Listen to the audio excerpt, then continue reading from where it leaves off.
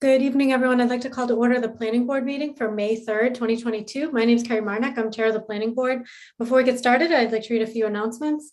This open meeting of the planning board is being conducted remotely, consistent with Governor Baker's executive order of June 16, 2021, an act relative to extending certain COVID-19 measures adopted during the state of emergency. All members of the planning board are allowed and encouraged to participate remotely. The order allows the planning board to meet entirely remotely so long as reasonable public access is afforded so that the public can follow along with the deliberations of the meeting. The public is encouraged to follow along using the posted agenda unless the chair notes otherwise. Members of the public who wish to view the live stream of the meeting may do so by going to Northborough Remote Meetings on YouTube via the link listed on the agenda. Ensuring public access does not ensure public participation unless such participation is required by law. This meeting will feature public comment. Right now, I will confirm the board members and persons that anticipate on the agenda are remotely present and can be heard by stating the following. Members, when I call your name, please respond in the affirmative. Amy Pratsky? Here. Anthony Zaitin? Here. Michelle Gillespie? Here. Millie Milton?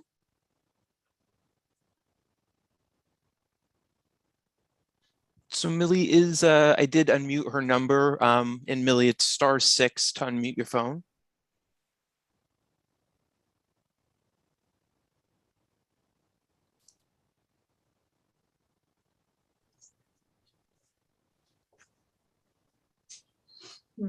Okay. All right, why don't we swing back around to Millie while I finish reading this. Staff, when I call your name, please respond in the affirmative. Bob Federico? Good afternoon. Fred Litchfield? Here. And Laurie Connors? Here.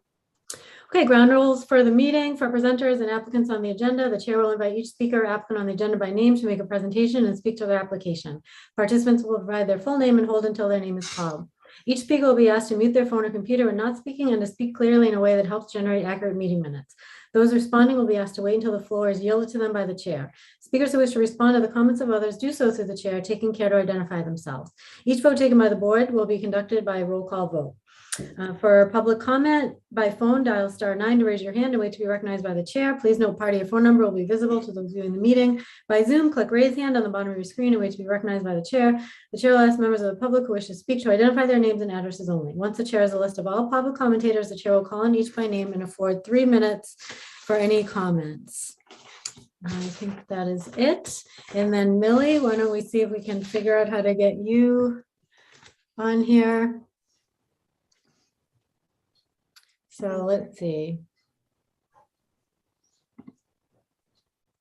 Millie, did you try pressing *9? I assume.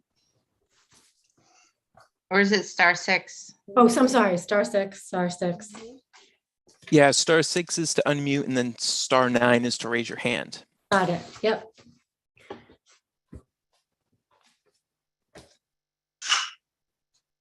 Me?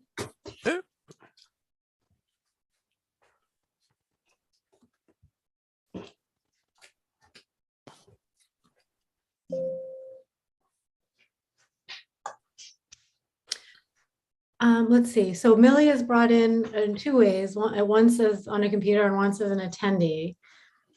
Do you have any thoughts on why she'd have trouble as an attendee? No, I'm assuming if she's calling in, she's doing it through the regular dial-in. So Millie, I don't know if you have a smartphone, but you can download the Zoom app, and that may have different results.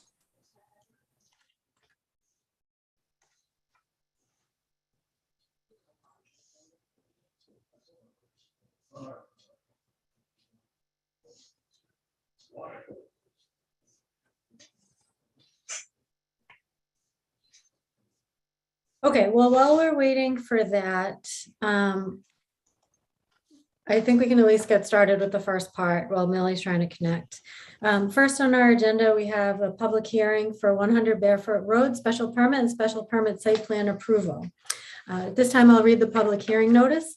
In accordance with the provisions of MGL Chapter 40A, Section 9, the Northborough Planning Board will hold a public hearing on May 3rd, 2022 at 6 p.m. to consider the application for a special permit in the Industrial District and special permit with site plan review for 100 Barefoot Road, map 28, parcel 43, submitted by Monocle Tycoon Real Estate Trust for two proposed building additions with 22,080 square feet of warehouse space and 8,250 square feet of office space, parking, and associated improvements.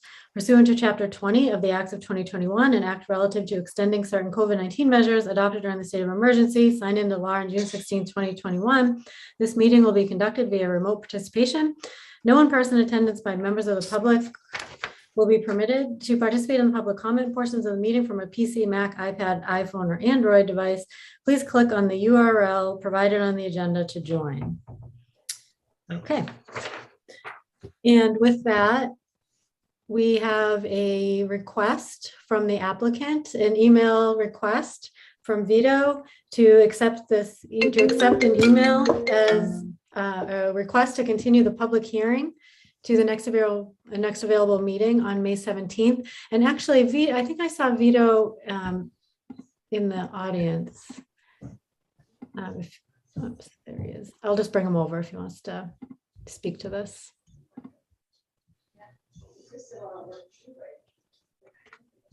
Hi, Vito. Can you hear us okay? Yep, I'm Okay. here. Yep, great. I wasn't sure which here. I think you're representing another applicant as well. So I wasn't sure if you wanted to say anything to we see a request to continue, and it was under the premise that it's Michelle's last night on the board. So you would like to move the meeting to the next available, which is May 17th. Yep, yeah, just so we have the full new board when we start the presentations and everything.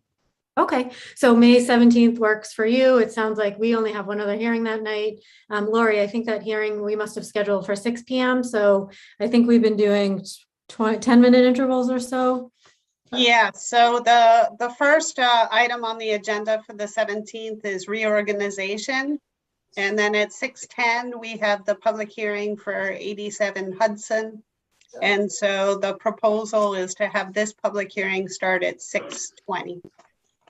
So of course, understanding that you may need longer for the first public hearing, but that way there won't be dead space. Okay. All right. Anything else to add, Vito, or is that it? Nope, that's all. Okay, great. Thank you. We'll take a vote on that. We're just trying to get Millie hooked up here, so we won't make you sit through that. Okay. Okay, Millie, you seem to still not be connected. I mean, technically, we can still vote to continue with a majority of the board. She texted me that *6 isn't working. She can't unmute. So I don't know. There's no way to unmute her, Jim? No, not from my end. The user has to.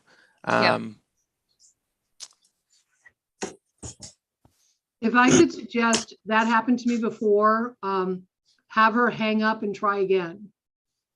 Okay.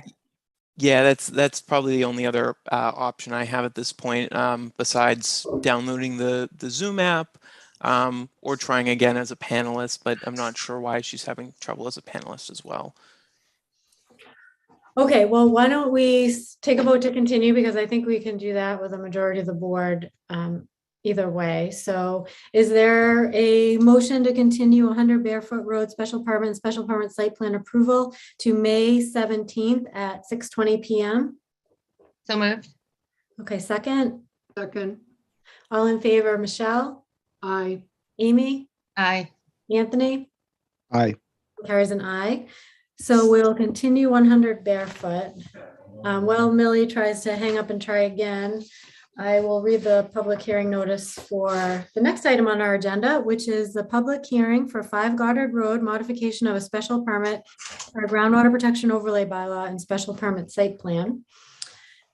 In accordance with the provisions of MGL Chapter 48, Section 9, the Northborough Planning Board will hold a public hearing on May 3rd, 2022 at 6:20 p.m. to consider modification of a special permit in the Industrial District, special permit for Groundwater Protection Overlay District Area 2, and site plan review for 5 Goddard Road, map 17, parcel 8, submitted by 5 Goddard LLC for a proposed new business use and change of property owner. pursuant to Chapter 20 of the Acts of 2021, an act relative to extending certain COVID-19 measures adopted during the state of emergency, signed into law on June 16, 2021. This meeting will be conducted via remote participation. No in-person attendance by members of the public will be permitted. To participate in the public comment portion of this meeting from a PC, Mac, iPad, iPhone, or Android device, please click on the URL provided in the agenda, posted on the town website. Okay, so why don't we try to bring in 5 Goddard to present. Let's think. If Millie is on the call, able to see the presentation, does that create any problems for her if this were to continue and she needed to vote at a future meeting? No, that shouldn't be a problem because she's currently viewing the meeting, and hopefully by the time the presentation is complete, she will be able to fully participate. Okay. Okay, so welcome, Attorney Gould. Do you have anyone else you want to bring in, or is it just you? Yes, I do. Actually, 2 people. Vito Colonna from Cornerstone is with us, and my client is Tim Matatal from the company that will be the owner of the property is 5 Goddard LLC, and his operating company is Precision Heating and Cooling. And I see that he is there, but he may want to allow the video because all I see is his name. Let's see. Oh, There he is. Okay. Hello, Okay. welcome. Hi, thanks for having me. So to the chairman, may I commence then? Please do. Thank you. Okay. Just as a reminder, and this was largely in the cover letter on the first 2 pages of my application, approximately 2 years ago, this site was permitted for special permit for groundwater, special permit for use, and site plan with special permit for a company commonly known as Wheeler Excavation. It's L.H. Wheeler. They were a company which you can see from the first page of my application. It was a family business. And by the way, Justin Wheeler, I believe, is also observing this hearing. I don't know if he'll need to say anything, but if you want to introduce him as a panelist, that would be fine with me. Sure. Sorry for my cough. Justin Wheeler. There we go. Okay, thank you very much. So when we received the permit from this planning board, the vehicles that were going to be stored and used at the site going in and out were going to be 2 excavators, which is, are very large pieces of equipment, 4 dump trucks, 4 pickup trucks, 3 of them had sanders. There was a backhoe, a loader, 2 tractor trailer trucks, and 5 trailers. And their business was both a trucking company and an excavation company. And in the wintertime, a big part of their business, and the reason this was such a perfect location, is they backed right up to 290, which is their area of maintenance in the wintertime. Justin is on the phone, so he has authorized me to say this. Due to the family having made the business decision to split the business, the trucking company is going to be elsewhere, recognizing the concerns that he has heard from the town of Northborough. Their trucking company will not be operating from, or was not going to operate from this site. That left Chip and Lisa, the parents, who were going to be operating their excavation company. And where they are located now is actually large enough. If they're only going to do the excavation and the work on 290, they can do it from where they're presently located instead of this new building, which turned out to be very expensive, probably more so than anybody thought when they started doing all the work and the site work. As a result, they have made the decision that it would be best to market the building to see if they could get somebody else. I did represent the Wheelers in their permitting, and the broker was advised that before he brought any offers in, the people should be aware that it is subject to this decision and it would need a modification because this planning board, wisely, I think, made the decision personal to the owner.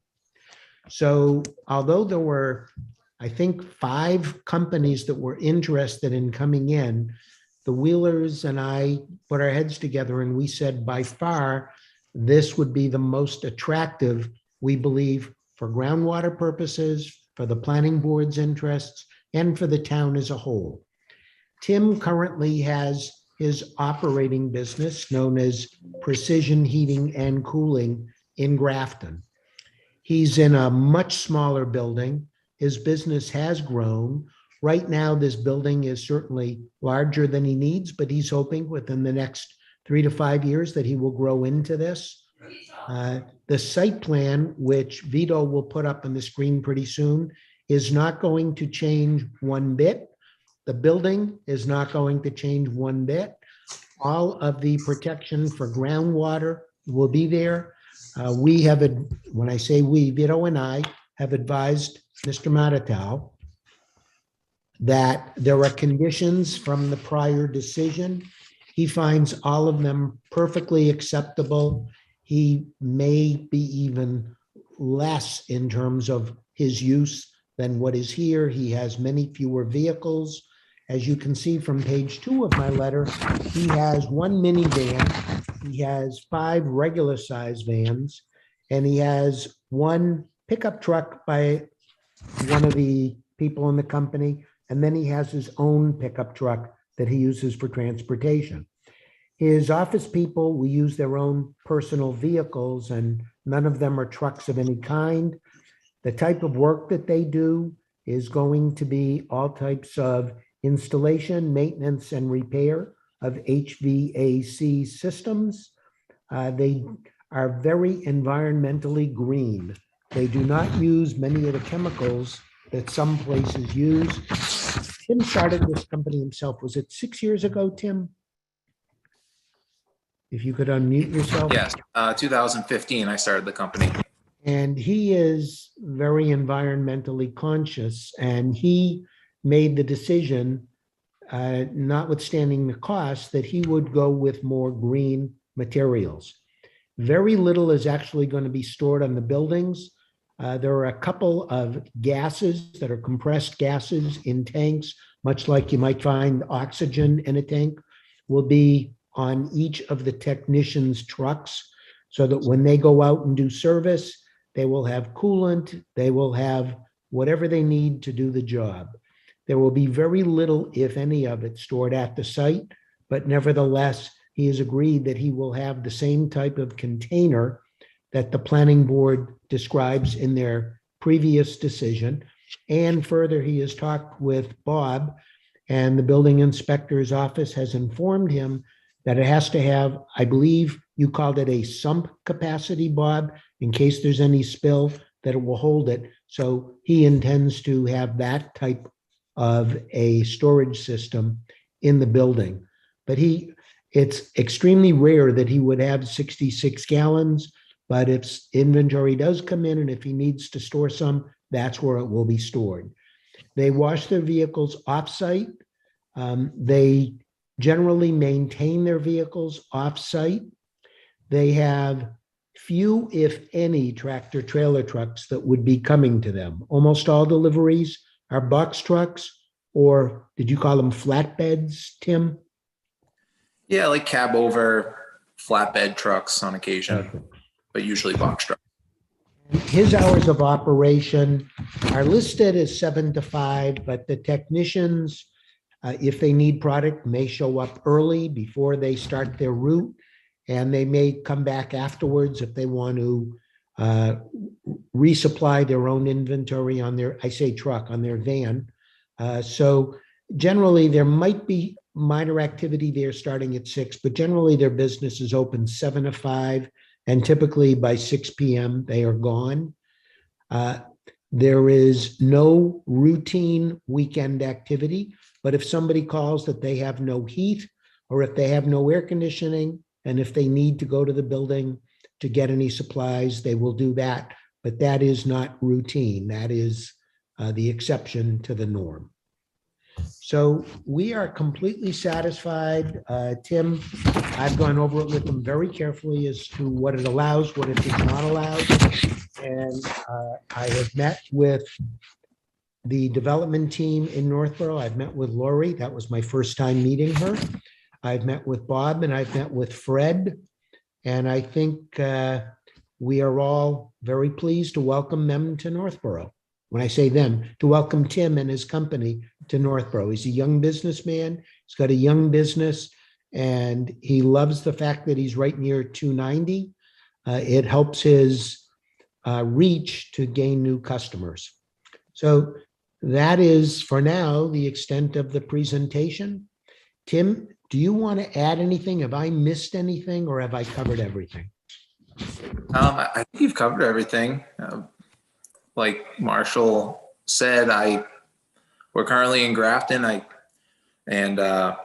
We only service Grafton and the surrounding towns, and so we're looking to expand into Northborough, which is it's still part of our service area, but we're excited to bring our service into the boroughs and specifically Northborough. So, Ms. Chairman, that's the end of the presentation. And if you do have any questions, we're happy to take them. If you want to see the site plan to refresh your memory, Vito can put it up on the screen. If you want to see the type of van, I know I sent it to Lori. I don't know whether she distributed it to everybody because I just sent it yesterday, but they are not big trucks. They are vans. Yeah, did everyone see the pictures that was sent? I think Michelle sent a link to all the files on the town website. I did have a question about the plan. Well, first of all, board members, any questions from you for the application or site plan? I guess my only question is this, I can hear feedback. I think Millie's connecting. How far is this completed? Is it like 75% complete, or is he gonna have to finish the site plan? Or is the new owner or the old owner? You're muted, Marshall. Don't have any background noise. Can you hear me now? Mm-hmm. I feel like a Verizon commercial. Good question, Amy. The building on the outside, I would say, is 95% complete. On the inside, they are finishing off the office and the insulation on the interior. The site work, it was difficult to get contractors to do it as soon as the winter ended because, of course, everybody's been putting their work off for 2 years, and now getting contractors is very challenging. But I know that there was a meeting just this week. I was a part of it between the Wheelers and their lender. And the lender was also saying, give us a new timeline because we thought it would have been done prior to this. But with shortages of both labor and materials, it has taken a little extra time. But we've held the money out as a carrot in front of the contractors. And if they know that they'll get paid immediately as the work is done, we are hoping it will be done soon. Now, to further answer your question, Amy, Tim Matatal wisely, I think, has said he will buy this property when the site is completed in accordance with the building plan and in accordance with the site plan. So he will not take over the building until such time as the building is finished on the interior, certainly finished on the exterior, which I think is largely done. I believe that there is still a water connection issue. I think DPW sent a letter that they want the plan to show a different or an additional water connection, so that will be done. Vito will still be supervising all the engineering to make sure that everything is done according to the original site plan. We are hoping that within the next, assuming that this is approved, hopefully tonight, we are hoping that within the next 2 months, the site will be completed. And then Mr. Matatal, through his company, 5 Goddard LLC, will then purchase the property, both the site and the building. Okay, thanks. I just have a quick question for Fred or Lori or Bob. Since the DPW wants a different type of connection, is that a condition or would that have to be an update to the site plan? I believe it's a standard inspection that needs to be done. It's a backflow preventer. Whenever you have town water, they want to make sure the public water supply is protected with a backflow preventer, which is an inspection from the water department. I think also what the DPW was looking for was to show the domestic service as well as the fire protection line. They had a tie card for those lines. Actually, they're in the ground, and what we would do is we would make sure that the as-built plan reflects what was actually put in the ground, which is what was required at the time the building permit was put in. So there's no need to amend the plan at this point. It's a easily conditioned item and an approval if you like. Okay, that's great. And to clarify, the condition that satisfies that is the new proposed condition, the site plan should be modified to depict 2 main water taps, one for fire, the second for domestic service. Is that what covers what we're talking about? Yes. No, what I was expecting is that it would be covered in the requirement for the as-built plan, and the as-built plan would reflect exactly what was installed out in the field.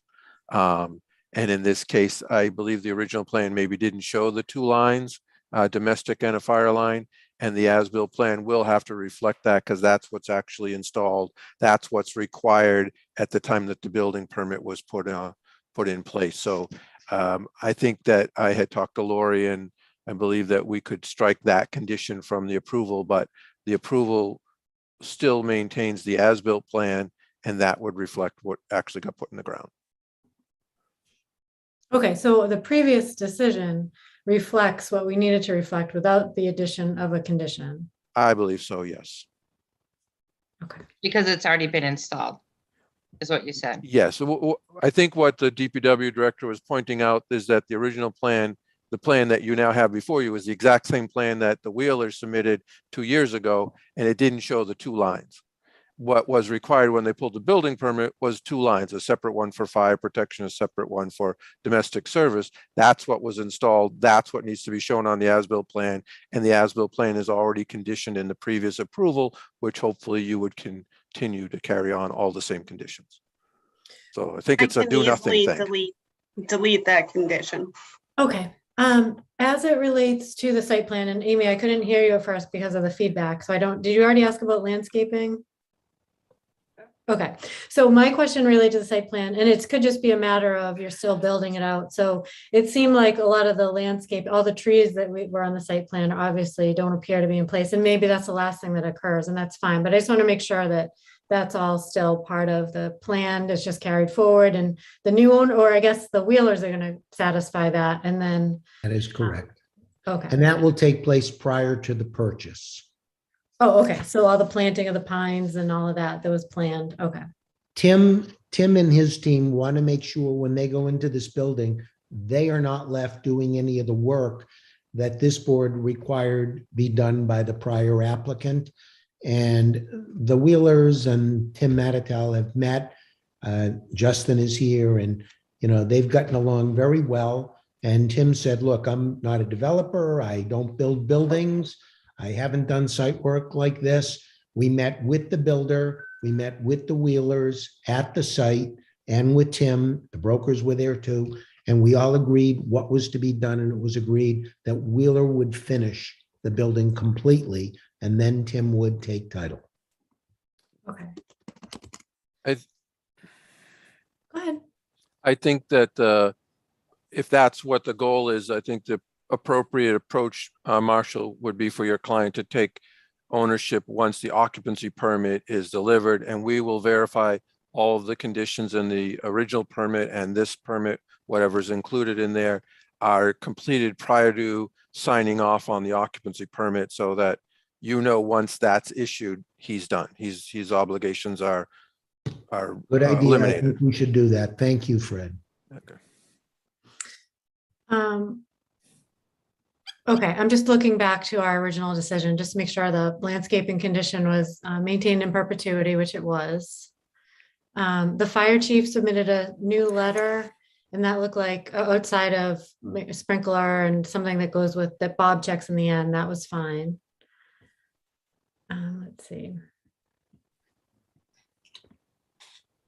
And things like truck washing, we had conditioned to be inside the building. It doesn't even sound like you need to do any truck washing on site, or do you do that? Tim, you want to answer that? Yeah, all our truck washing is done off-site. Okay,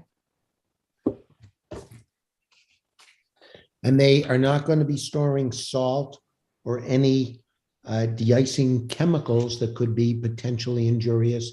They may have some to put on the walkways from the parking spots. And by the way, I don't know, I think I pointed this out to Laurie. For some reason, the last decision said 12 spaces, parking spaces provided. On the plan, unless Vito tells me I'm wrong, I think it actually was showing 9 spaces, but there was a significant paved area in the rear of the building that if trucks were to come in and park or whatever, instead of it being lined, they could go there and actually do U-turns and drive right out. And that's what they will still do. No vehicles are staying there overnight. The employees take their cars home. The technicians take the vans home. So Okay. you will not see stored vehicles. There will not be stored equipment outside. Their inventory is much smaller than what you would see at an excavation site. So I can tell you, or Tim can tell you, that the type of inventory that he's going to have will be the type of things that are delivered by these box trucks, and they will keep those materials inside the building. And those will be things like condensers, air handlers, furnaces, boilers, heat pumps, service fittings, ductwork screws, etc. They don't use hazardous chemicals in his business. If they do, they are in the compressed gas form in the pressurized tanks, and they are on the vehicles. So this will be much safer both to the air and to the groundwater than what we had before.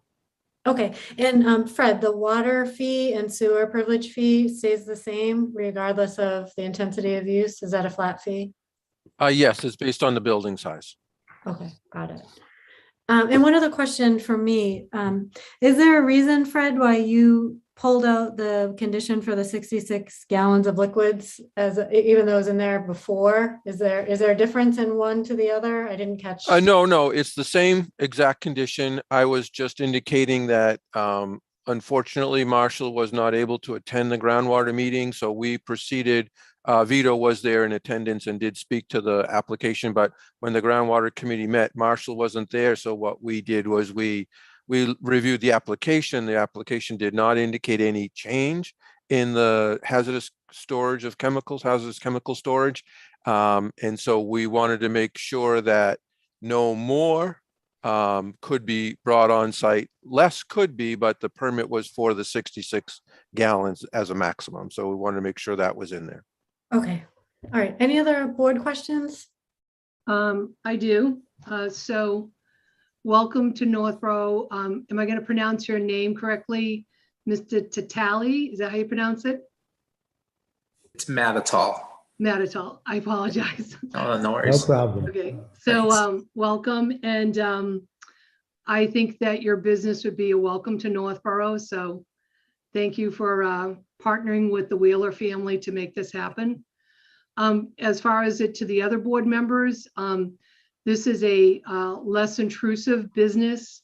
I think the additional parking spaces that Marshall had indicated were probably because the Wheelers were doing snow removal at their previous use had planned, and maybe that was a turnaround area.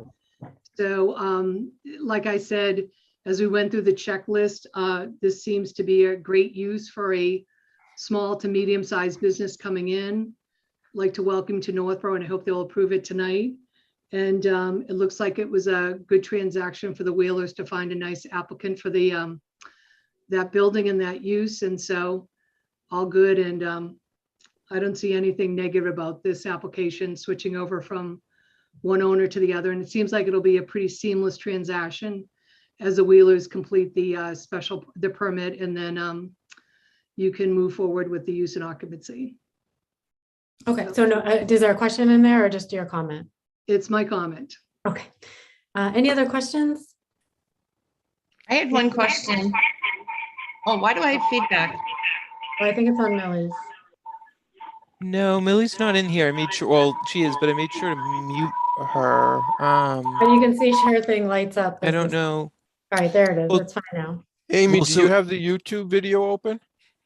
No, I don't. No, Millie's it was from muted now. Millie's phone. It was from her phone. It stopped now and she put it on mute. All Okay. right, go ahead, Amy.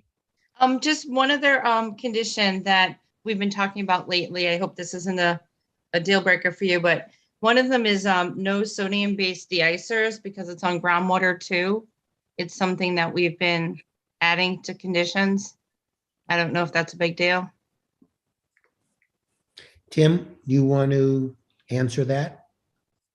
That's in regards to snow Like melt, is pound. that correct? Yeah. Yeah, I think we've had that discussion. I've had that discussion with Marshall that we have, that we can't use salt or, I forget what the specific products were, but Marshall, do you have those in front of you? Yes, it's in the decision under the decision paragraph, or it's section 8, number 8. There Yep. should be no storage of salt or other de-icing chemicals on the site. Tim will be using local contractors and advise them of this requirement. And that will be a part of him hiring whatever contractor will do his snow removal. Okay. So he is aware of that. I know that Fred, you go ahead, please, because you're more knowledgeable than we are on this. No, you're fine. I just wanted to point out that the condition for Wheelers was about bulk storage of salt and sand with salt mixed into it. What Amy, I believe, is talking about is the actual application of the de-icer on the walkway up to the front door and in the parking lot, for employees walking back and forth from their car in the winter condition. There is an alternative to calcium-based de-icer. It's a sodium-based de-icer, and it's a calcium or a magnesium product. Home Depot sells it. It's just it's kind of like the pet safe stuff. It doesn't contaminate the ground. It doesn't involve any salt whatsoever, but it's still fairly effective. I see Justin nodding his head, so he knows what I'm talking about. It's just a couple of bags that you would have in the office that you would sprinkle on the walkway to and from the car to the front door. That's what we're talking about. It's not the bulk storage, but it's actually what gets utilized in the driveway. Fred, just from my knowledge, is that the so-called calcium chloride, or is that Yeah. something different? Yeah. Okay. Yeah, and, There's other products too, but it's calcium based, not sodium based. okay. And so that wouldn't be included under that decision that condition, because the original condition was the bulk storage, like you said. So what we've been having is a condition that, just no sodium-based de-icer is used. We have on no the- problem with that at all, Amy. Okay, thanks.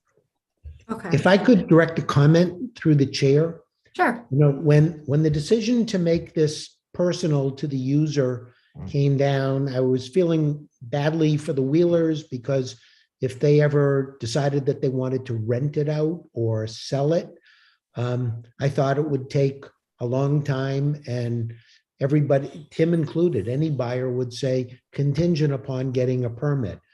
But I will tell you, instead of the Wheelers grabbing the first offer that came in that was the same price range, full asking price, that person wanted to use half the building and rent out the remainder.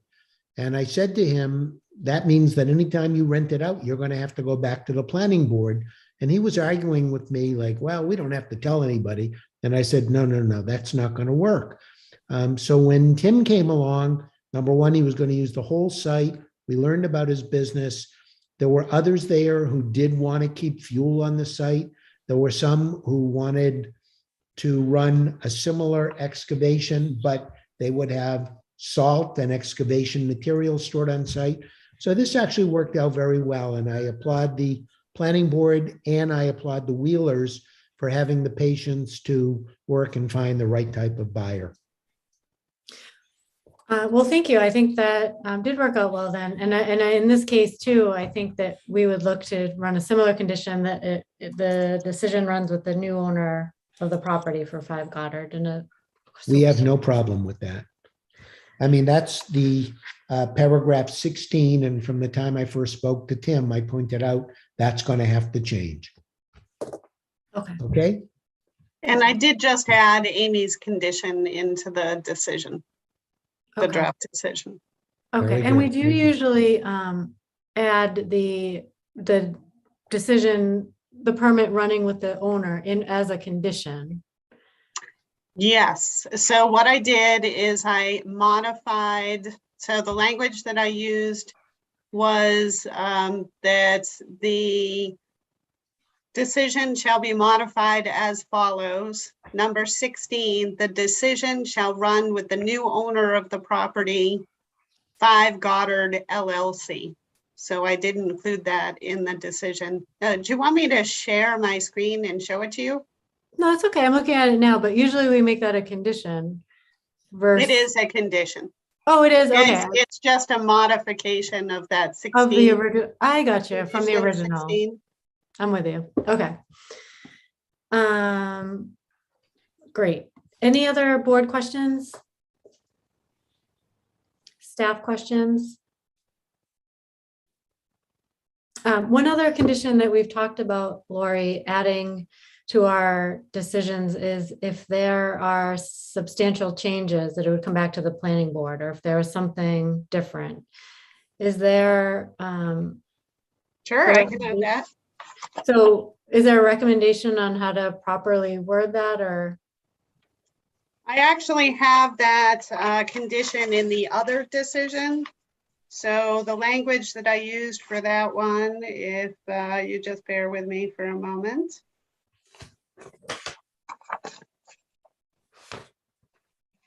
Let's see.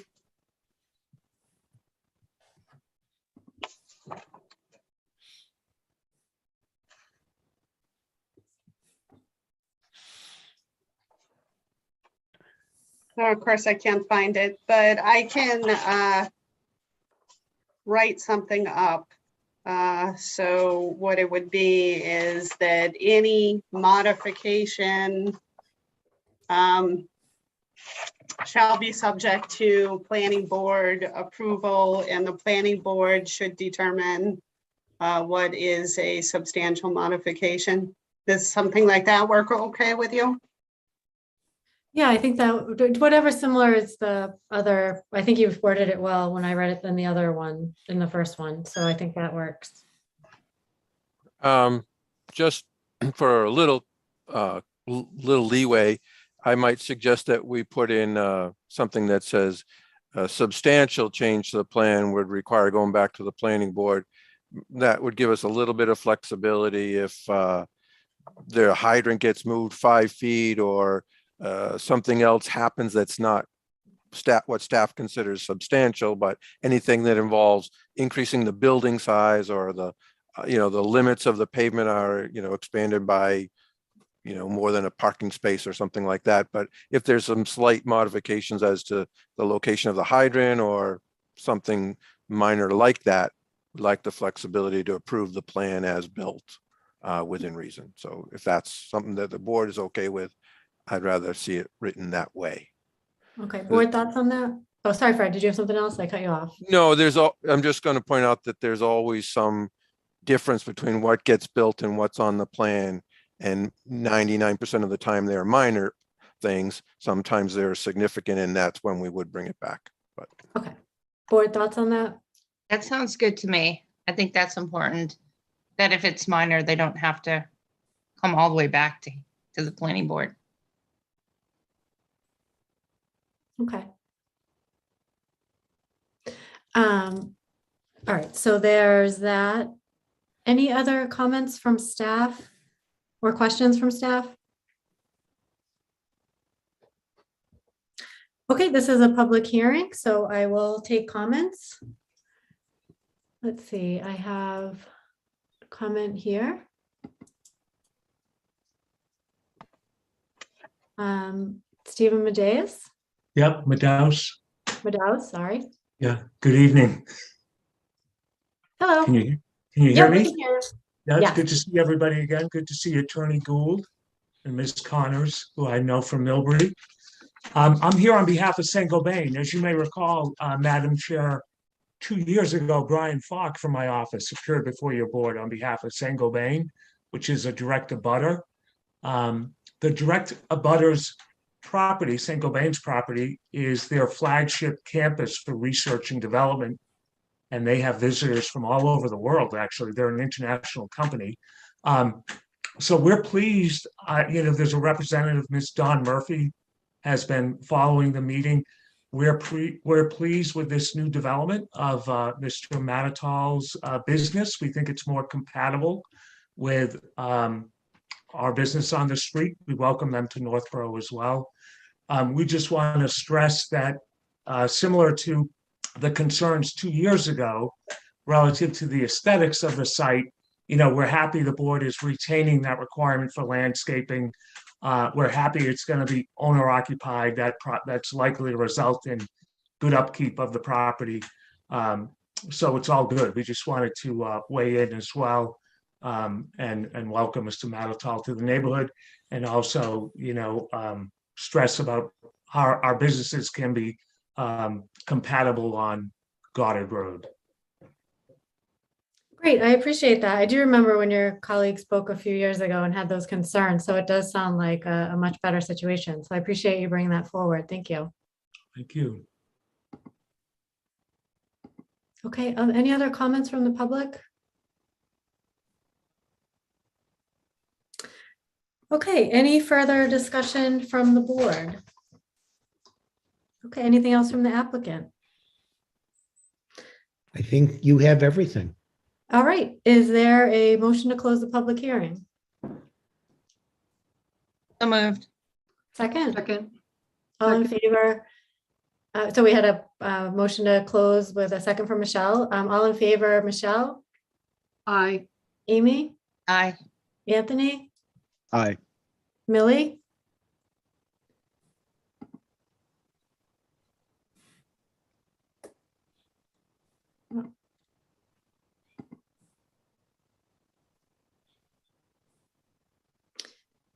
Millie, we still can't hear you. Maybe she can type. Is that an option? We don't have chat on, I don't think we have chat. Well, we can certainly still vote with a majority to close the hearing, but I don't know if we need Millie to speak.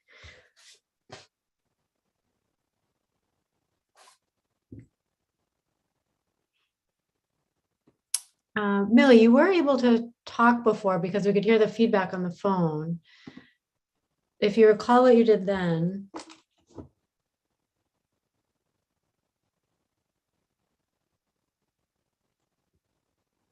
Wonder if it would be best if she hung up and called back in? Yeah, I wonder, trying that again. Well, in any case, we have the votes to close the hearing. Laura, do you see a problem with us without Millie voting on the close of the hearing and still voting on the? Marshall, would you be okay with just going with the 4 other members on the I vote? would. So I it'd would. be a supermajority vote, unanimous of the 4 remaining members if she can't participate. I believe that this is an improvement. It's a change, but it's an improvement. So I am comfortable that the good faith of the board and the good faith of the applicant, based on all of our meetings and discussions, I think we can move forward. Okay, all right, and Carrie's an aye. So the public hearing portion of the meeting has closed. So why don't we, let's see. I'm gonna move you guys back into. Carrie, Yes. Before you move him back, Marshall, I just wanted to let you know that this is my last planning board meeting, and I just wanted to say to you that it was a pleasure working with you over the years, you and Vito. For many years, I've worked with you guys, and I just wanted to say how professional you were, and it was really a pleasure to work with both of you. Oh, sorry, Michelle. He had already flipped over to the other side before you started. Well, I'm sure you heard it. I'm sure I heard you. Okay, so in terms of what we You have still have here, Justin up. Do you know that? it's just frozen. I think it just takes like a slight delay. Okay, so we have a decision that's drafted. I think tonight we covered a couple of different conditions. So tonight we talked about the no sodium based deicer. We talked about if there's substantial change coming back to the planning board. Fred, you have the chemical piece that you noted doesn't have to be added in any different way. That's just your personal note to the board. So there's Yep, nothing yeah, new in there. Yep, just a reminder that that condition should still be in there. Wanted to clarify for the applicant that it was 66 was the number. Okay, the item we talked about, the change in the water connection, and Fred, you thought that was covered as long as we had the as-built plan item from the original decision. Yes. So we have that covered. And we had the modification that Lori made to the original condition to move to the new owners of 5 Goddard. Are there, in reading the draft decision, are there any issues with other than with the conditions that I just specified here, any issues with the findings of fact or conditions of approval? No, it looks good to me. Okay, so any other comments from board? Any other comments on the findings of fact or the conditions? Okay, does the board feel comfortable that you had a chance to look at the previous conditions from the original decision? Does anybody want to look at that? I reviewed them. Okay. Okay, so we have the original conditions that'll stay in place. The draft that we have, we would just need to update based on the board discussion here. In terms of any board comments in terms of being in favor of what we have on the table at this point, or comments? I think it's a great addition. I think it's a upgrade. I think it sounds really good to me. Okay. Michelle, you had provided comments before. Anything additional that you would add there? No, I agree with the same, that I think it's a great addition to the community. And both the parties have worked together to make it happen. And again, it's probably less intrusive to their abutting neighbor, and St. Gobain is in favor of it. So I suggest the board vote in favor of it. Okay, Anthony, comments from you? No, I think it's a positive move, and I think it's be a good addition to that area. Yeah, I agree. I liked how I thought it was nice to have the applicant was really mindful about just being green and being mindful of the neighborhood and the town and working together. And I thought it was nice to see that collaboration. And I know when this application came in before, we were worried about a couple things. I mean, ultimately we approved it, but I feel like it actually ended up alleviating a lot of our original concerns to have this revised, the new owner come in. I was glad too to hear that the landscaping is still on track. That was something I was nervous about, that I hadn't seen put up yet. And I was nervous that we weren't going to see that, but I was glad to hear that that's going back up as well. When we first did this application, we went through all of the criteria of the special permit. Laurie, just because this is a modification, do you feel it's necessary for us to go through the criteria for any of the site plan or the special permit? I don't think so. I did draft a motion. I think it would be fine for you to just cite the findings of fact 1 through 13 without actually reading each individual finding. Okay, and then subject to the new conditions, it's more than just one. I think we have 2 new conditions. Yes, so I added both conditions. So And you we could don't be, have to, okay, and we don't have to specify what those are necessarily. nope, because the draft will be part of the record. Okay. Okay, any further comments or for deliberation? Can you guys hear me now? Oh, We we can. Yes. Oh my God. Thank God. I don't know what was going on. Okay, good. I'll mute now. Okay. All right, so if there's no further comments, then is there a motion to grant the modification of planning board special permit with site plan approval and special permit for groundwater protection overlay district for the property located at 5 Goddard Road in accordance with the findings of fact 1 through 13 and subject to the new conditions number 1 and 2, except as modified by this decision, the terms of the decision dated February 18th, 2020 shall continue in full force and effect. So moved. Second, Second. all in favor, Michelle, Aye. Amy, Aye. Anthony, Aye. Millie, Aye. and Carrie's an aye.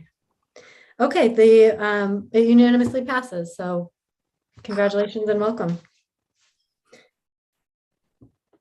Okay, moving on, we have do we need anything, Lori, do you need anything else? Do you want to wrap up the decision tonight? Is that helpful or we're okay to?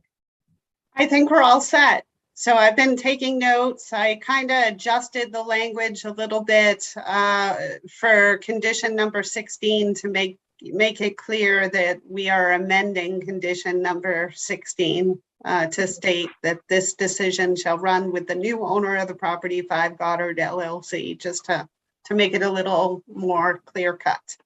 Okay. So I think it's pretty much good to go. If you want me to share my screen, I'd be happy to do so. Sure. Otherwise, I think it's finalized. Oh, okay. Does anybody want to take a look? Or did everyone did everyone follow along with what we're changing and doing? I'm good. Okay. Me too. Yep, I'm all set. I read it. Yep. I'm good. And I can also email it to all of you. You can look it over before you sign. Okay, great. Lori, thank you. You made this really seamless and easy, and I appreciate your work to do all of this. So thank you. My pleasure.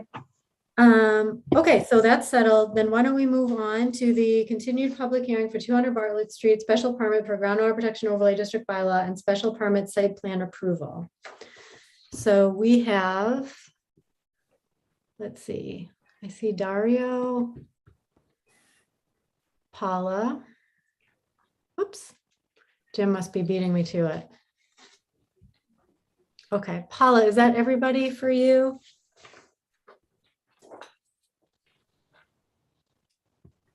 I believe that is it. Okay, Vito, great. Dario, myself, and Rick Gates. And there's Rick. Okay, great. Well, welcome back. Thanks for coming back. We had a couple of outstanding items from last time. I have a list here, but if you want to start with what you have, I think, is there a revised plan you're showing this evening? We had submitted a revised plan, and we also have a revised landscape plan as well. Okay, is that something you'd like to present? Or just Sure. quickly walk through? I'm not sure. Vito, do you have those? I have the revised site plan. I can put that up. Okay. Great. So while Vito was starting, we were last before you on April 19th, and there were a list of questions, and we believe that we covered those questions. And the list was pretty long, so I don't know if you want us to go through it in detail or if you want to rely on, I know both Fred and Lori were commenting as well, and I don't know how you want to handle this. Okay, so I think last time Dario walked us through everything. So we had a whole section of issues, comments, and recommendations. And Dario, walked us through them. I think there were maybe a couple of outstanding questions, so I guess I may rely on you a little bit unless board members have another suggestion to things that you feel would be best to show visually here based on an extension of what we've already covered or anything specific that you wanted to point out. Yeah, I can't remember. Did we go through, Vito, where the mock street was? We went through that Yeah. and So I guess that's kind of the biggest revision. I don't know if last time we showed this was the mock street got moved, relocated over to this portion. And then we took some of the storage spaces that were over here and put them down in this corner. So it was just kind of a flip flop. I think there's actually a little less impervious when we did that flip flop, but it was really just getting the mock street out of the zone 1 and putting it over into the zone 3 area. I think that's kind of the major change on the plans, even though it's not that major, but that was the biggest actual layout change there. The other stuff was fairly minor, call out type revisions on the plans, but that's the one that really affects everything, was just that. Okay. I know that we added the fence enclosure to the dumpster area. We added a bike rack. Yeah.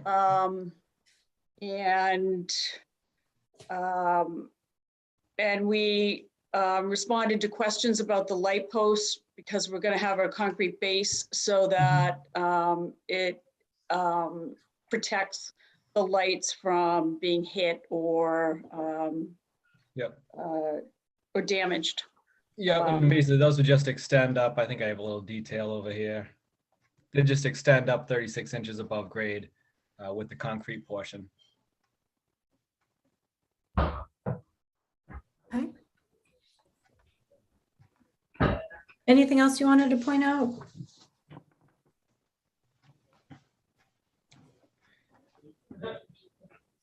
We had proposed signage, and we did have, I don't know if anybody, I do not have it, the proposed sign plan.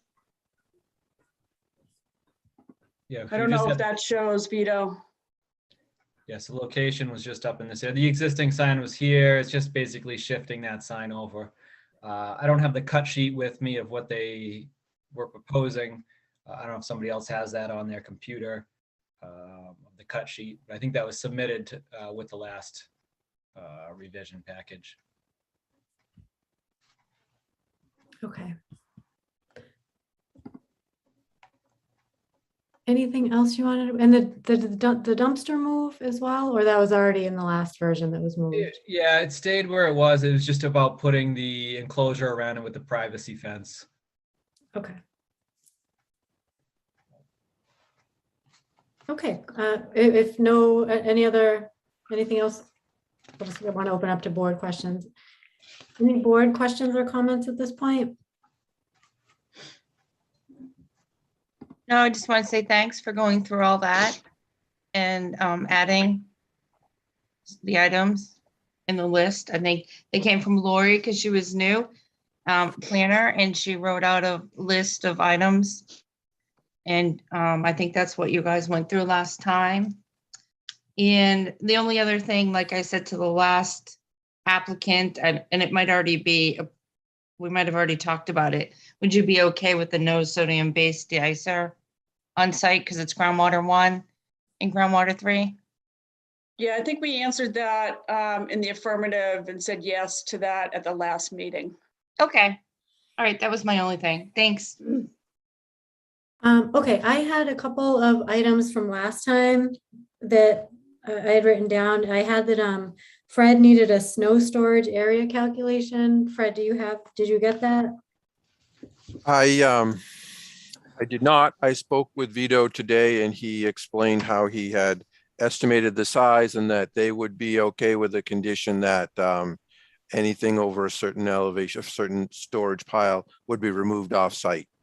So there was no actual storage. The snow storage areas look reasonable, but an actual calculation that was not performed. Yeah, so Fred, after we got off the phone, I did do a quick calc on it, and I had average of a storm of about 24 inches, about in the range of 20 to 24 inches, they could keep on site. It varies on the compaction rate of the snow. So that's a pretty fair amount of capacity that they can easily keep on site. Okay, so Fred, do you have a recommendation on how we'd word that condition? Would it be anything that snow piles that impede vehicular access or sight distance would become other hazards, then be removed? Something like that? Something like that. Didn't you have something in your operation and maintenance plan about snow being removed immediately after the storm, making the catch basins functional? And then there was another part to that that included a height of a snow pile exceeding a certain limit. I don't know if it was 5 feet or 6 feet, then they would be removed off site. They're not to be stored anywhere near the resource areas or the buffer zones to the wetlands. It was in the stormwater management operation maintenance plan, I believe. Yep. Yeah. No storage in the infiltration basin, and yep. There's a description in there. Just it's more stormwater related, but it does have a description in there of how to manage. I guess we could just indicate that. I know you have some extra parking spaces. Do you have a number that, especially in the winter time, maybe Rick could weigh in on how many parking spaces he anticipates being empty, and so that if snow is stored in parking spaces that exceed the excess or in a height of more than 6 feet, then the snow will be trucked off site to an appropriate location. So if you could give me an idea what that number of the excess parking spaces, I know there are some on there to allow some flexibility for moving vehicles around. I'm assuming in the winter time, there's a certain number that you anticipate being excess. Could you give me that number? Fred, I would say that would be in the vicinity of 10 to 12 spaces. Okay, so then the condition could read, if snow storage occupies, actually, Vito, can you point out where the snow storage spaces are on the site plan so we can all talk about where we're looking at?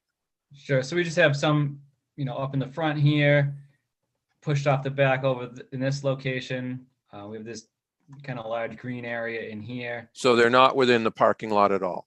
Then we had one that was shown in here, and I didn't factor that in my calculation on the storm event, but we did have this in the back here as like a auxiliary spot if you needed to. Okay, so then the condition would read, if the auxiliary spot in the parking spaces to the southerly portion of the parking lot need to be utilized, at that point, that would trigger removal. Once you need to occupy that for snow storage, that's when you know you gotta take the snow off site. I'm not sure that helps Lori with the wording exactly, but well, the wording that I was going with was a little bit different than that. I had written, snow shall be piled within snow storage areas only. Snow piles shall not exceed 6 feet in height. Excess snow shall be disposed of off-site. So you want me to add something about auxiliary parking spaces? Well, is that area that's labeled snow storage that's within the parking lot, Vito, that's not labeled auxiliary snow storage on the plan. So I need a way to identify that. Once that's utilized, then that's what triggers the removal from the site. Okay, so you can just say any, excess of the snow storage on paved areas. Okay. Snow storage on a paved area or something like that. Yeah, that's the only paved area for snow storage? Yeah. Yeah, so if at any time snow storage is required within the parking lot, the paved surface, it will need to be removed from the site. Yep, that makes sense. So it's easy enough for Bob and I to identify by a simple drive-through. If the snow is on pavement, you got to get it out of there. Well, don't they want to use some of that parking as snow removal area? No, all the plan shows snow removal areas off the pavement everywhere except for that one spot. And that spot was the last place that it would be stored. So once the other spots are filled and they start to utilize that snow storage area within the paved surface, then they know they got to take it off site. Yeah, but they could still use that spot before they had to. Once they Okay. start using that site, they get through the storm, they store it up there. Then when that storm's over, if it's on the pavement, they take it off site. I'm sorry, I'm a little bit confused. So you're saying that they cannot stockpile snow on the parking spaces that are designated as snow storage areas? I'm saying that they utilize all the other snow storage areas first.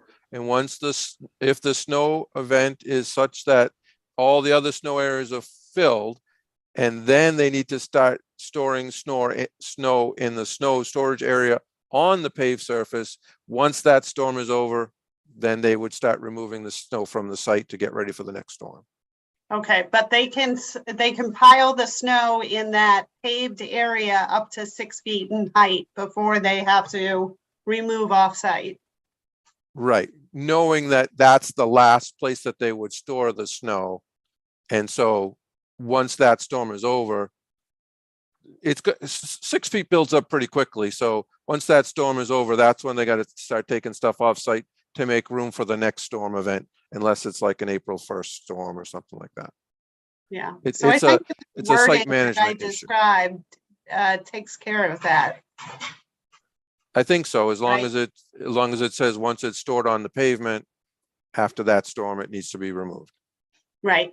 Yeah, because once that area is full, then there are no snow storage areas left. So by saying that snow can only be piled within snow storage areas, everything Right. else has to be trucked off site. So I think Right. that does it. And it's understood that this snow storage area that's on a paved surface is the last one to be utilized. Okay. I I just can have add a that. quick question. Do they use the mock training in the winter, or can that be used for snow? I was just curious. Sure. Rick, do you know if you use that in the winter very often? We probably would not, but there would be a possibility of it. That is definitely an area. If we're going to get a large snowstorm, we're going to pile it up in a manner that we're just going to remove it right away. We have a lot of trucking available to us. We're going to get rid of it right away anyway, because we work as soon as the storm's over. We go back to work. So yeah, that area in itself could possibly use as temporary, Vito, if you wanted to designate that area as well. But everything on pavement, we're going to want to get rid of right after the snowstorms. Okay, thanks. Okay, so Lori, are you clear on what that condition would look like? Yeah, I'll just read it one last time. Sure. Snow shall be piled within snow storage areas only. The paved snow storage area shall be the last one utilized for snow storage. Snow pile shall not exceed 6 feet in height. Excess snow shall be disposed of off-site. Okay. Everybody Any more agree questions with on that? Yeah, Sounds good. okay, no objections to that. Okay. I also had, and Fred, anything from your perspective on the snow storage or plan or anything? No, I think I said enough. Okay.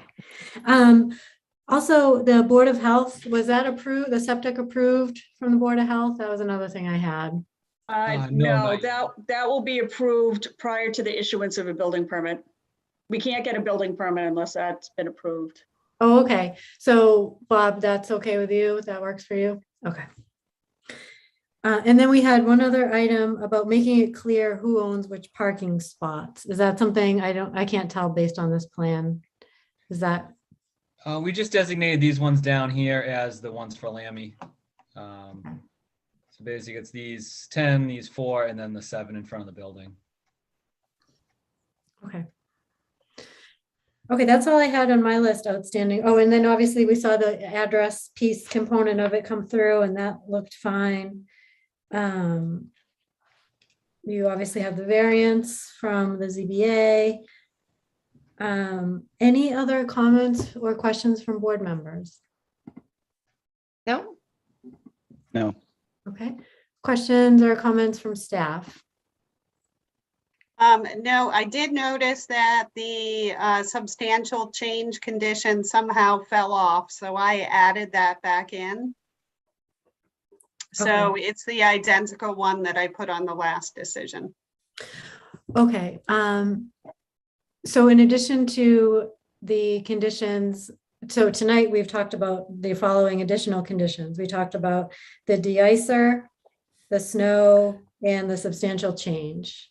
And for the applicant, I don't know if, I think you were here for the previous one, but basically it's if there's a significant modification, then it would come back to the planning board with the understanding that if it's minor, like Fred gave the example of a fire hydrant moving, that's not something that would be a substantial change, but. So if there is an insubstantial change, is that just left for the building inspector and Fred, or just for the building inspector? Generally, the town planner, the town engineer, and the building inspector get together, and the three of us have to agree that it's not substantial, which is pretty high bar. Okay, all right. Thank you. Lori, one condition we typically put on is the landscaping maintained in perpetuity. I don't know, is that something that was on here already? I think I put in a slightly different condition, but I can certainly modify it. Let's see where it is.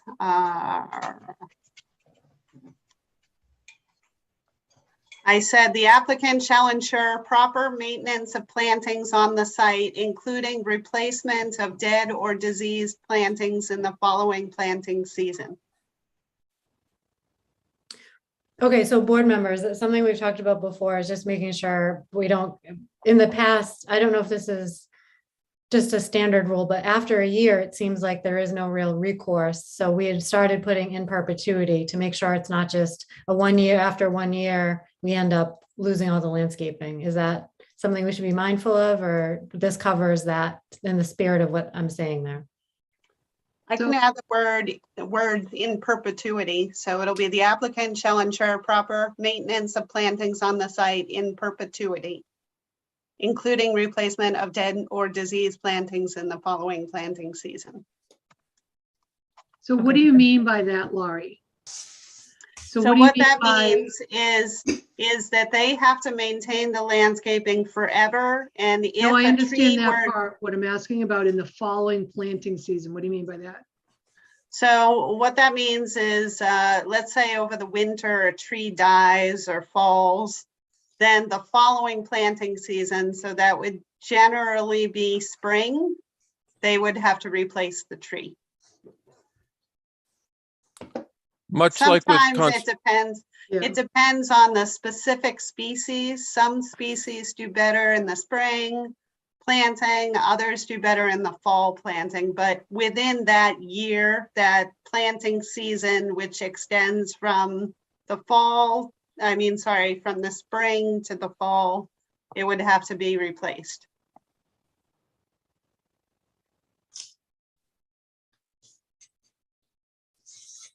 Okay, so I understand now what you're saying there. So basically, the next year, if the plant is not doing well the year before, the next year, if it's still not doing well, then they have to replace it. If it's deemed to be diseased or some reason, you know, the tree has fallen down, a branch has come down, something like that. Correct.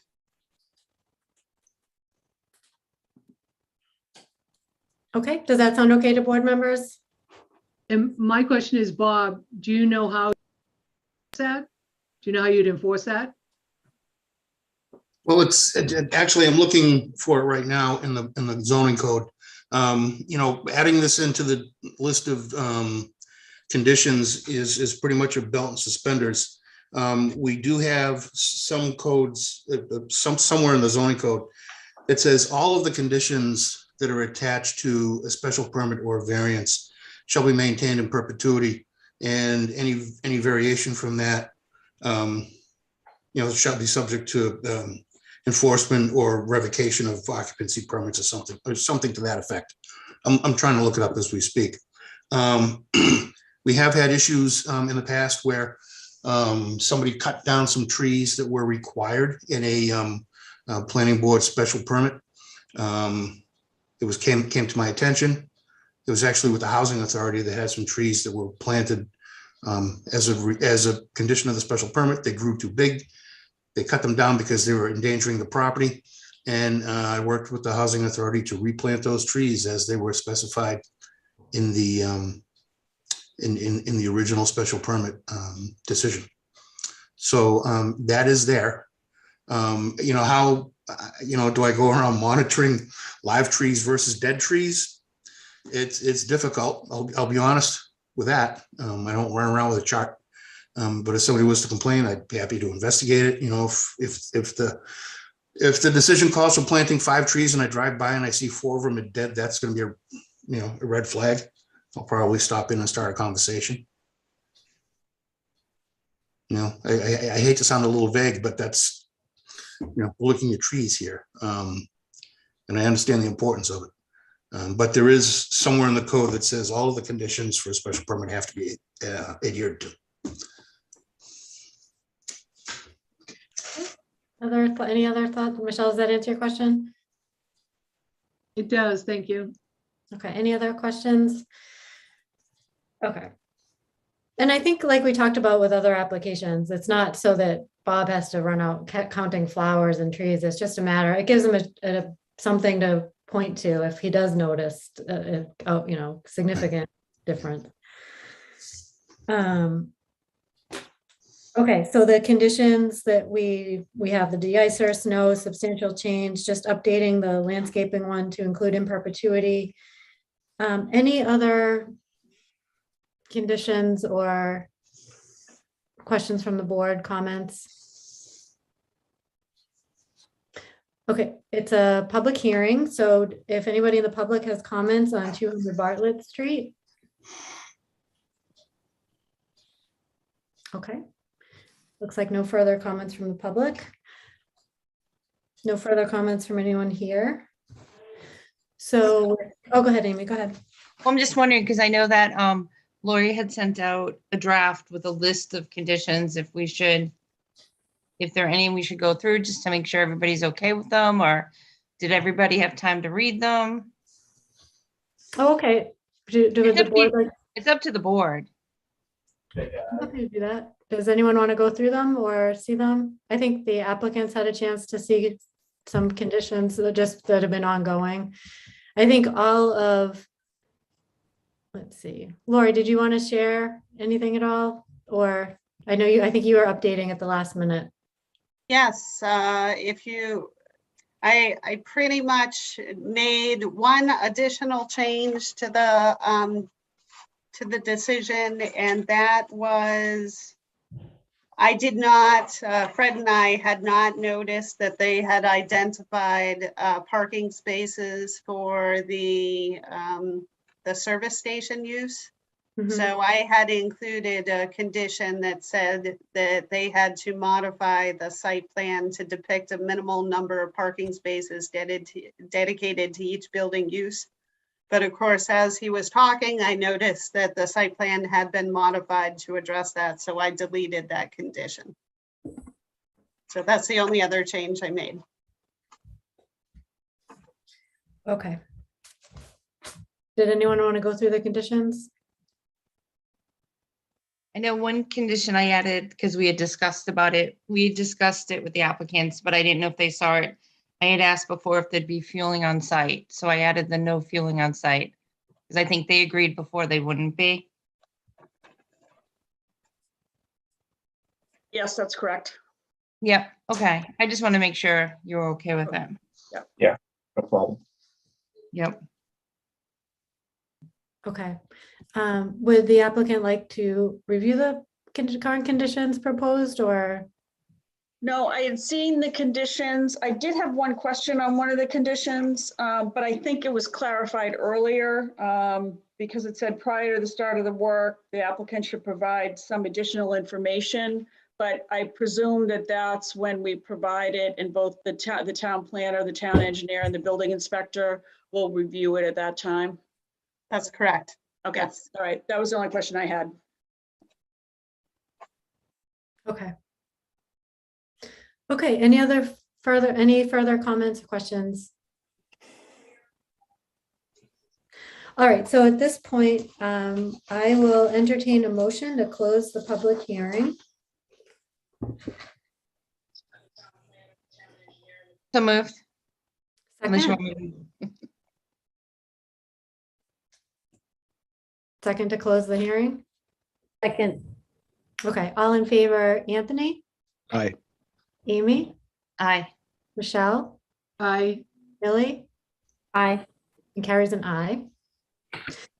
So at this point, why don't we'll talk about the application, we'll go through all the criteria for the special permits and the site plan.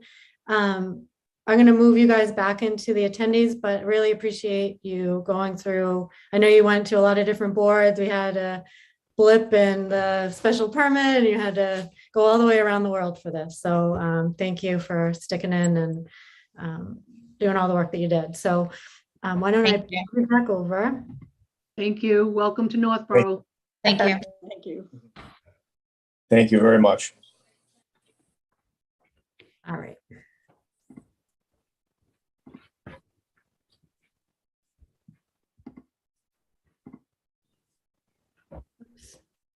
Did I move any board members by mistake? No, Millie, you still with us? I think so. Okay, so Lori's provided a draft decision that walks through all the conditions, also the findings. Also, I want to make sure we go through the criteria. So we have two special permit. We have a special permit for the use. We have a special permit for groundwater. And then, of course, we have the site plan criteria to walk through. Why don't we start with the special permit for use? This is for the contractor's yard, correct? That's how it's listed in the application?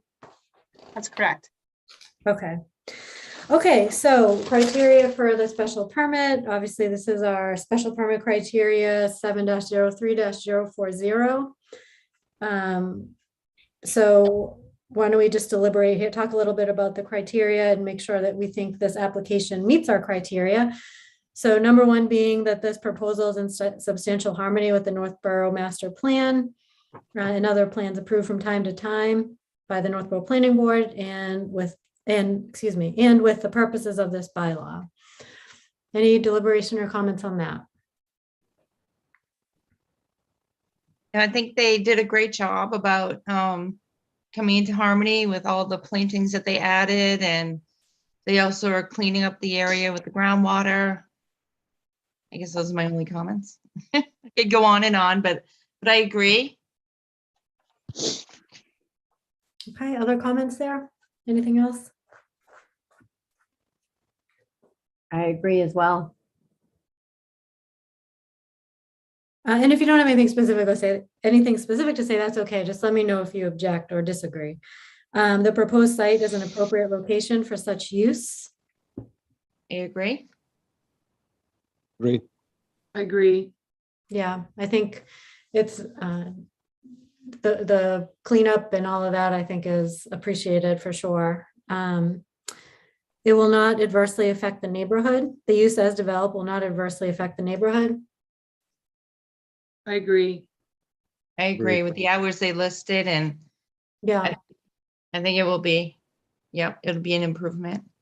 Yeah, and I think when they first came to the board for that first hearing that we had, I think Rick did a nice job really walking through what their business model was, what it looked like, really talked about being a good neighbor and how they wanted to come to Northborough and make sure they were a good neighbor.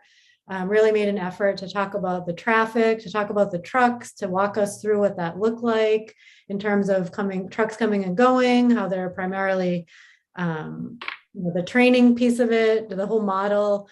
I thought they did a really nice job with that. I also thought that it may play into other pieces, but I think their whole application, their original narration was really, if you walk through it, it almost kind of lined up with the special permit criteria in general. Just they really captured what they intended to do, and I think they did a nice job lining up with our expectations based on our bylaws. So I thought that was great. So no, along those lines, serious hazard to vehicles or pedestrians. Nope. I agree. There won't be. Adequate and appropriate facilities provided for the proper operation of the proposed use. Yep, they're updating the septic and all those. Proposed use will conform to any special requirements of the special permit granting authority as stated in its written decision. Agree. Yep. Okay. And proposal cannot be reasonably altered to reduce adverse impacts of the natural environment and to be compatible with historic development patterns of the town or to preserve historically significant buildings. Agree. Agreed. Great. Agreed.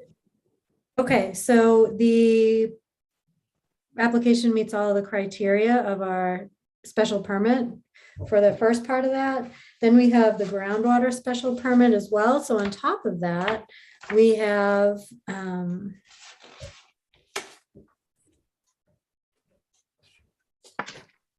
additional criteria here. Oops.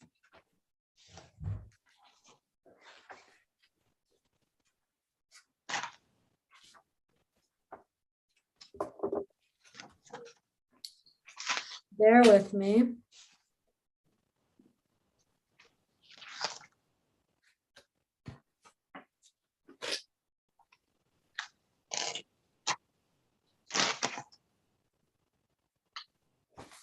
Page 764.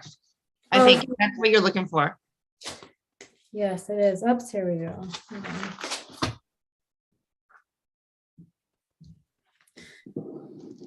Okay. Okay, so the application for special permit meets the purpose and intent of this chapter and will not derogate from the purpose of the groundwater protection overlay districts. I think with all the new systems that were installed, I think it's going to make the water in that area better than what it is right now. And there's a berm going all the way around the parking lot to catch everything, which wasn't there before. So I think they went above and beyond to try to really make it better in that area for the groundwater. And they have an LSP that's going to be checking it out.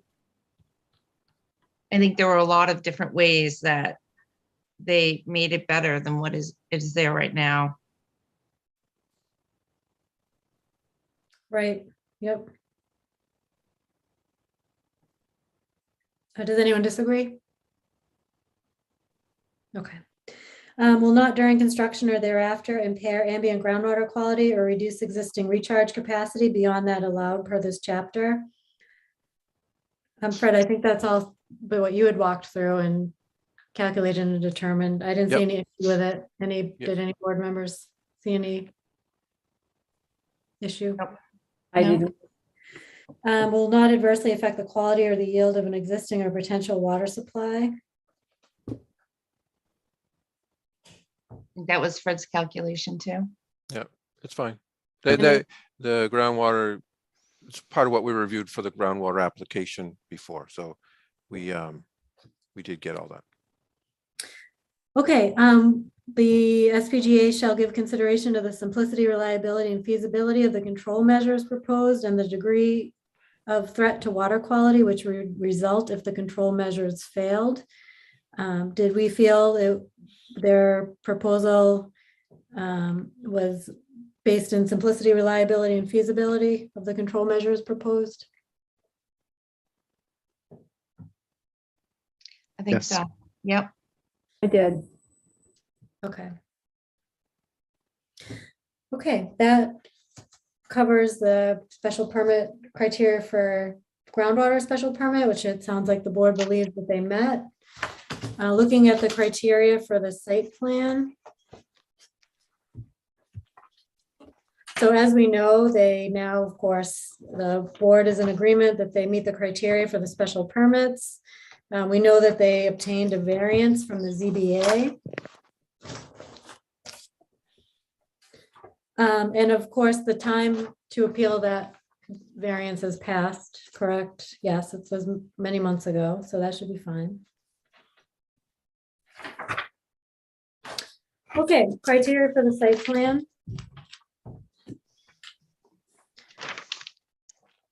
Does the board believe it meets all applicable requirements of the bylaw? we just kind of walk through some of the requirements for the special permits and the variance? Yeah, I do. I agree. Okay. Okay, so given the location, type, and extent of land use proposed by the proponent, the design of building form, location, egress points, grading, and other elements of the site plan could not be reasonably altered to first, reduce clearing and grading on the site. Does everybody have their bylaws they're looking at? So that I'm happy to read it, but I do. I have mine. okay, Me too. I got mine. okay. So looking at number 1, do we feel that the site plan could not be reasonably altered to reduce clearing and grading on the site and so on? Yep. Yes. Reduce the risk of groundwater contamination, Yep. etc. Mhm. Improve pedestrian, bicycle, or vehicular safety. It's fine. Okay. Improve access to each structure for fire and other emergency service equipment. It did. Yep. Reduce visual intrusion by controlling visibility of parking and so on. Yep. Yes. Okay. Achieve greater consistency and compatibility with the surrounding area, etc. Yes. Yes. Okay. Reduce glare from headlights, Yes. etc. Avoid the removal or disruption of historic, traditional, and significant structures. Yep. Reduce obstruction of scenic views. Yep. Mhm. Okay, and as we know, as we clarified already, they have the proper variances from the ZBA. The one variance from the ZBA. So it appears to meet all the criteria for the site plan as well. Are there any other comments for consideration that any board members would like to make at this time? No. Lori, point of clarification here. Based on our conditions, now what do we have for A through, or actually, do we go A through, oh boy. I now have A through CC. A through CC. CC. We've made it all the way through the alphabet. Oh, my. Oh, okay. One for the record books. All right. If there's no further discussion, any further discussion by board members? Okay, then is there a motion to grant the planning board special permit with site plan approval, and special permit for groundwater protection overlay district for the property located at 180, 186, and 200 Bartlett Street in accordance with findings of fact 1 through 17 and subject to conditions A through CC? So moved. Second? Second. Okay, all in favor, Anthony, Aye. Amy, Aye. Michelle, Aye. Millie, Aye. carries an aye. All So that right. unanimously passed. The motion to grant has been unanimously passed. In terms of the decision, Lori, is there anything you need to settle while we're all here, or we're in good shape for that as well? No, I'm in really good shape. So all I'm going to do is write in the vote, and I'm going to email you both decisions so you'll have them tonight. Okay, great. Thank you. We also have, getting to old business here, we have consideration of the minutes from April 5th. I think last time we had tabled it, so hopefully most of us may have read it last time. We just didn't have a chance to cover it. I have a draft. Let's see. Lori had sent over a draft that had some amendments that were submitted by members. Did everybody have a chance to read through the amended minutes? Yes. Mm. Yep. Okay. And then is there any further amendments to the minutes? No. No. Okay. Nothing. Okay, great. Is there a motion to accept the minutes from April 5th, 2022 as amended? So moved. Okay, second. Second. All in favor? Anthony? Aye. Amy? Aye. Michelle? Aye. Millie? Aye. And Carrie's an aye. Okay, we had, was there a master plan implementation committee meeting on the, am I on the wrong agenda? It said the 21st, so that's. No, there wasn't. Oh, okay. Is But there there'll be another? one this meeting? month, I think, right? I think we were waiting because we needed town meeting approval to go forward with the RFP, RFQ. I think also the, one of the joint chairs was going to be out of town, and with town meeting being so close, they decided to just cancel the April meeting. Okay, and there's no A&R that's been removed from our agenda. There's no need, no A&R to cover. Correct. Okay, subcommittee updates. Okay, next, so next planning board meeting, Laurie, is on the 17th, and we have 2 hearings. And Correct. so we have, well, any other, at this point, are there any applications, or we're pretty much looking at the 2 hearings at this point? We're looking at the 2. That's Okay. it. Okay. All right, if unless there's any further business, a motion to adjourn? I make a motion to adjourn. Second, Second? all in favor, Anthony? Oops, you're muted. Yeah, so, sorry. Aye. Amy? Aye. Millie? Aye. Michelle? Aye.